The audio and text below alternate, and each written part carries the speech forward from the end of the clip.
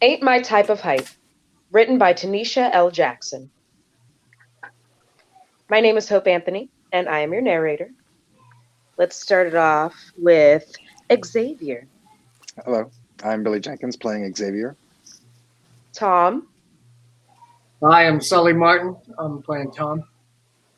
Claudia, Hi, I'm Allison R. Hood, and I'm playing Claudia. Rachel, Hi, I'm Tressa Glover, and I'm playing Rachel. Danny, Hi, I'm Andy Allen, and I'm playing Danny. and Ingrid. Hey, I'm April Yanko, and I'm playing Ingrid. An upscale apartment hallway. Night. Claudia Stanton, late 30s, straight laced academic black chick, knocks on the door. She holds a wine gift bag in her other hand. Sounds of the soiree on the other side of the door leak into the hallway. Claudia gets a load of the antiquated hallway decor. The door opens. Rachel, late 30s, sprightly Jewish American princess, emerges with a grin. Claudia, glad you could make it. Rachel and Claudia embrace. Claudia presents the bottle of wine. I come bearing gifts. Wine, the only gift that matters. Rachel beckons for Claudia to enter. Claudia walks ahead of Rachel. Rachel catches up with her. So they are walking side by side down the hallway. I have someone here I want you to meet. Too late. He's really hot. And I think you two will really hit it off. I'm not looking, but I can pretend to be charming for a few hours. The corridor opens up to the eclectic living/dining area of Rachel's loft. A lively conversation around dining tables. Rachel ushers Claudia into the kitchen. An array of alcohol bottles rests atop the counter. We've got options. Claudia scans the bottles. She picks up a bottle of unopened Petite Syrah. This petite Syrah looks interesting. Look at you, petite Sarah. So sophisticated.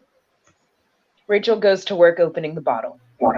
At the table, Tom, a burly, jovial white guy, sits on the side chair. Ingrid, parochial Pittsburgh girl with a patina of worldliness, sits beside Tom, her hand possessively placed on his thigh. As far as I'm concerned, The Sopranos is the beginning and the end of the golden age of TV. Ingrid looks at Tom with loving familiarity. She takes a sip of white wine. That's the hill you're dying on, babe. So many options. Danny, a slim, cerebral kind of guy, grins. I think you knew that when you started dating him. Touche. Danny takes a swig from his bourbon. Bryan Cranston might have something to say about the matter, bro. Claudia is amused. Rachel places a glass of red wine before her. For you, my dear. The golden age of TV always gets everyone hot and bothered. I see. Well, I have thoughts on the matter. Oh, you'll fit right in. Bring the bottle if it's easier. Yeah, bring the bottle, whatever it is, girlfriend. Claudia carries her glass in one hand and the bottle in the other as she follows Rachel to the table. As they approach, Rachel quickly takes a seat at one end of the table, leaving one open seat on the side next to Xavier. Gorgeous Afro-Bohemian man with Jimi Hendrix vibes.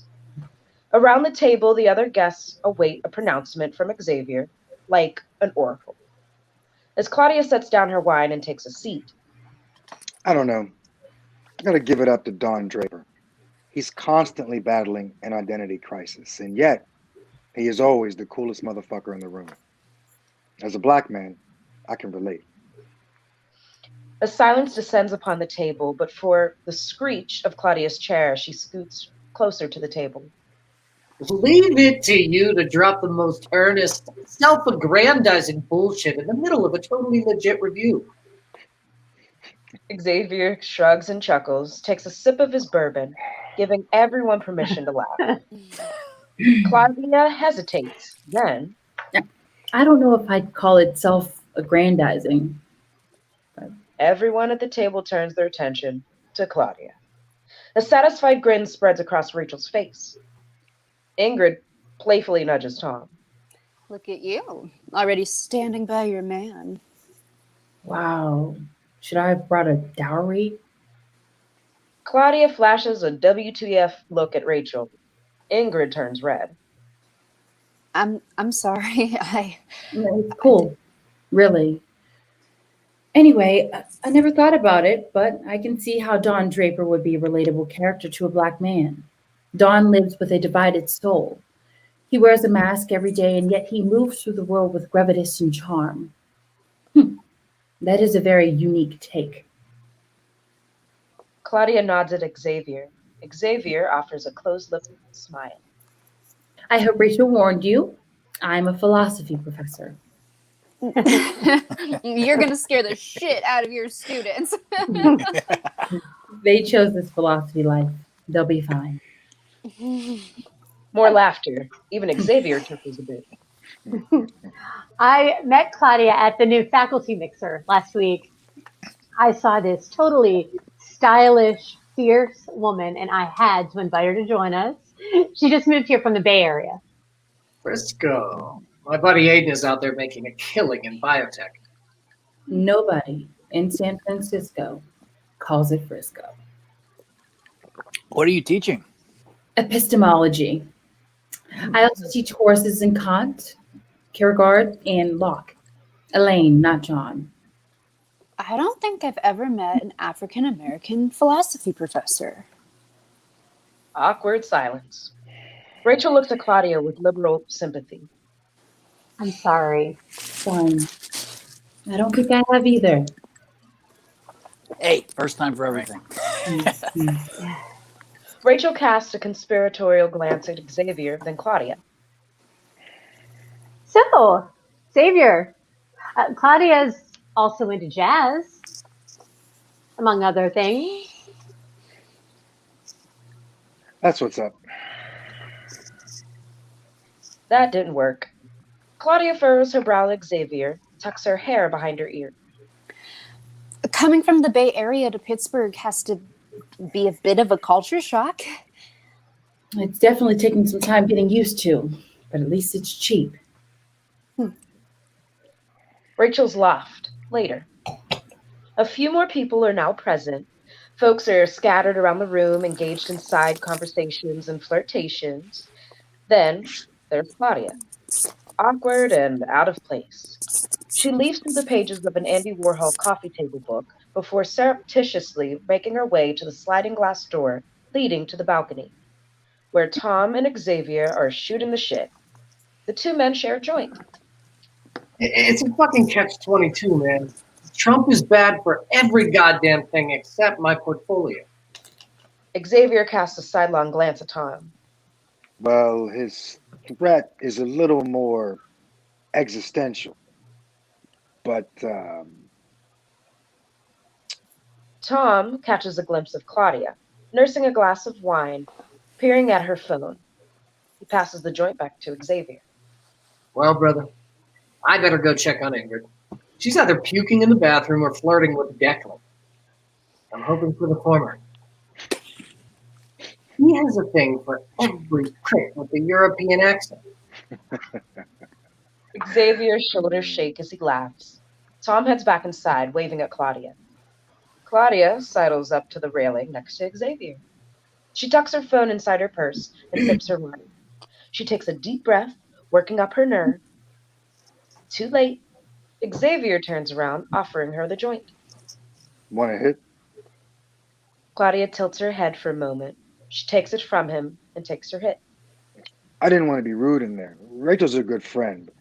She means well. But honestly, I haven't dated a black girl Woman. since the last time my folks dragged me to a revival meeting. That was 8th grade. So, like I said, girl. As Claudia and Xavier grow more comfortable, they relax their King's English, falling into the dialect. Well, hey, you do you. I haven't dated a brother since college. Figured I'd let you know one-on-one. I didn't want to embarrass you on Front Street like that. Oh, oh, how chivalrous of you. Claudia shifts so that she is facing Xavier. Xavier continues to stare straight ahead, puffing on his joint. Rachel's apartment, continuous. Rachel converses with a clearly sauced Ingrid. Declan's accent is so hot. Ugh. Honey, you came here with Tom, remember? Rachel grimaces as Ingrid leers at Declan. She looks toward the balcony, taking notice of Xavier and Claudia. Hey, check out X and Claudia outside. Oh, I knew they'd hit it off. Balcony, continuous. Claudia and Xavier both lean against the balcony railing. Heavy silence between them. Xavier takes a last hit from the joint and starts to head back inside. Wow, it's like that. You don't date sisters, so you can't be bothered to talk to one. Really taking the asshole concept to this logical conclusion, I see. But don't worry, I'm not charming enough to threaten you with that good a time. Xavier smirks as he pivots back to the balcony. Don't worry. I didn't think you were. Ooh, shots fired. They size each other up as they chuckle, then retreat back to silence until You're one to talk. Didn't you just say you haven't dated a brother since college? Not by choice. I spent a year in Denmark studying Kierkegaard. I suppose I could have stayed celibate for the culture. But to hell with that. I have needs. Understandable. It's a trip, though, isn't it? How they just assume.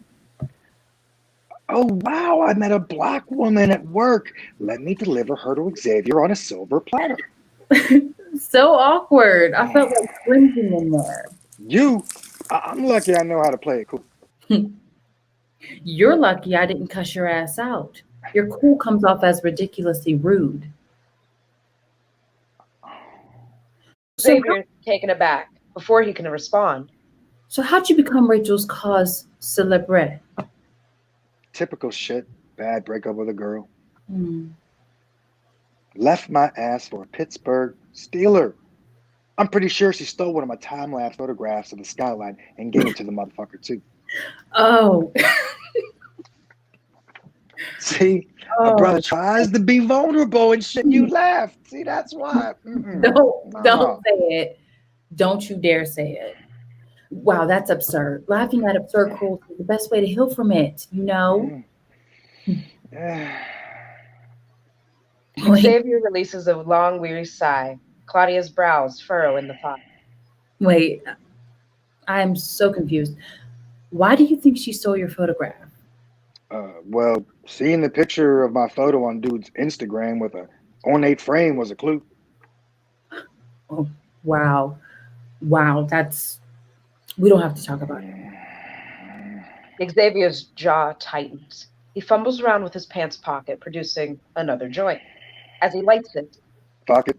My first photo shoot isn't until 1 tomorrow. Claudia's eyes soften as he agitatedly lights the joint.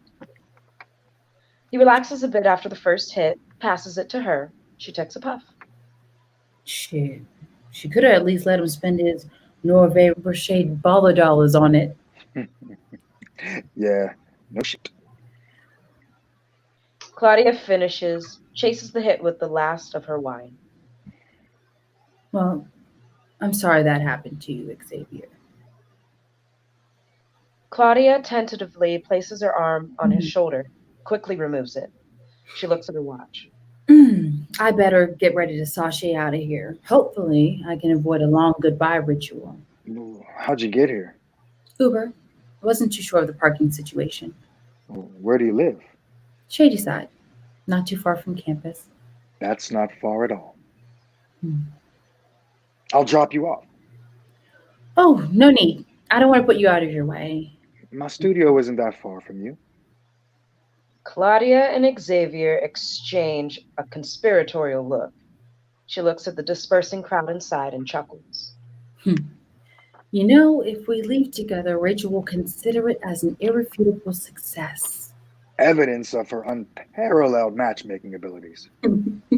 If they think we're about to hook up, that might get us out of the door quicker. Right, and who wants to cock block Barack and Michelle? Right? They link arms and make their way inside. Rachel grins like a Cheshire cat when she beholds the couple. Rachel, thanks for inviting me out. My first class is at 9 tomorrow, so I better call it a night. Xavier here was kind enough to offer me a ride. It's on the way. Right. Convenient. I'm happy for you, brother. Tom gives Xavier a congratulatory backslap. Claudia hams it up, looking up at Xavier, batting her eyes. Hey, don't forget, Penn's game Friday night.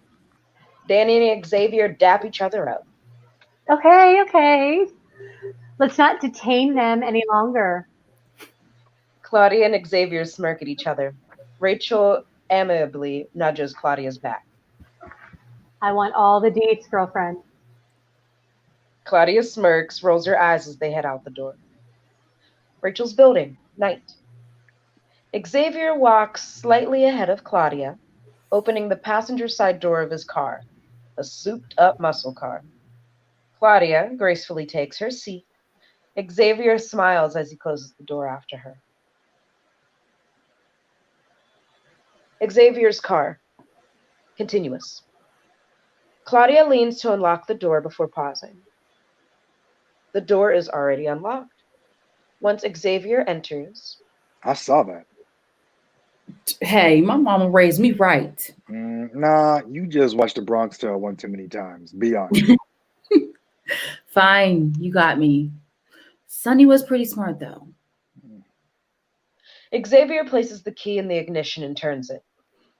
They sit idle for a moment. Xavier takes in Claudia as she peers out the window at nothing in particular. He leans in and gives her a quick, tender kiss on the lips.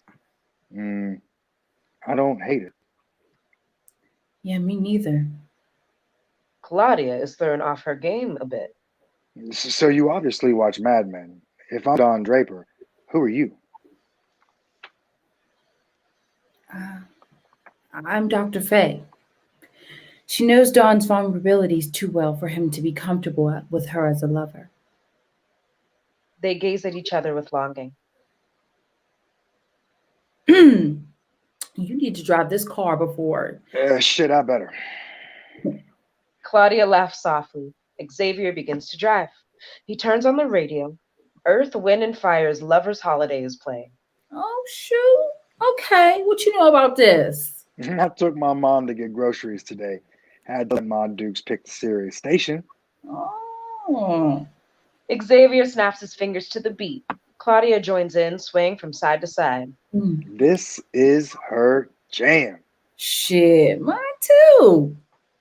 They start singing. Claudia knows the lyrics down cold. Xavier knows most of them. Would you mind if I touch, if I held you tight in the morning light? Claudia and Xavier look at each other and sing in unison to the ow! They dissolve into laughter as Xavier continues to drive. He grasps her hand. They continue down the road, hands clasped. Fade to black.